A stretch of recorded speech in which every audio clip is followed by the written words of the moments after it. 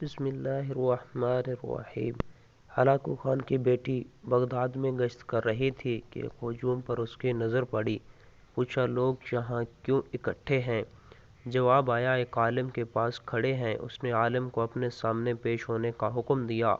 عالم کو تاتاری شہزادی کے سامنے لا حاضر کیا گیا۔ شہزادی مسلمان عالم سے سوال کرنے لگی، کیا تم لوگ اللہ پر یقین نہیں رکھتے؟ عالم: یقیناً ہم ایمان رکھتے ہیں۔ شہزادی: کیا تمہارا ایمان نہیں کہ اللہ جسے چاہے غالب کرتا ہے؟ عالم: یقیناً ہمارا اس پر بھی ایمان ہے۔ شہزادی: تو کیا اللہ نے آج ہمیں تم لوگوں پر غالب نہیں کر دیا؟ عالم: یقیناً کر دیا ہے۔ شہزادی: تو کیا یہ بات اس بات کی دلیل نہیں کہ خدا ہمیں تم سے زیادہ چاہتا ہے؟ عالم نے جواب دیا نہیں۔ شہزادی: وہ کیسے؟ عالم: تم نے کبھی چرواہے کو دیکھا ہے؟ شہزادی نے کہا، ہاں دیکھا ہے۔ عالم: کیا اس کے ریوڑ کے پیچھے چرواہے نے اپنے کچھ کتے رکھے ہوتے ہیں؟ شہزادی: بالکل رکھے ہوتے ہیں۔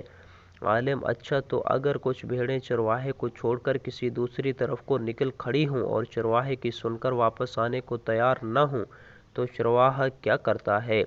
شہزادی: وہ ان کے پیچھے اپنے کتے دوڑاتا ہے تاکہ وہ ان کو واپس اس کی کمان میں لے آئیں۔ عالم: وہ کتے تب تک ان بھیڑوں کے پیچھے دوڑتے رہتے ہیں جب تک وہ چرواہے کے اقتدار میں واپس نہ آ جائیں۔ عالم نے کہا، تم تاتاری لوگ زمین میں ہم مسلمانوں کے حق میں خدا کے چھوڑے ہوئے کتے ہو۔ جب تک ہم خدا کے در سے بھاگے رہیں گے اور اس کی اطاعت اور اس کے منہج پر واپس نہیں آئیں گے، تب تک خدا تمہیں ہمارے پیچھے دوڑائے رکھے گا اور ہماری گردنوں پر مسلط رکھے گا۔ جب ہم خدا کے در پر واپس آ جائیں گے اس دن تمہارا کام ختم ہو جائے گا۔ آج پھر وہی حال ہے۔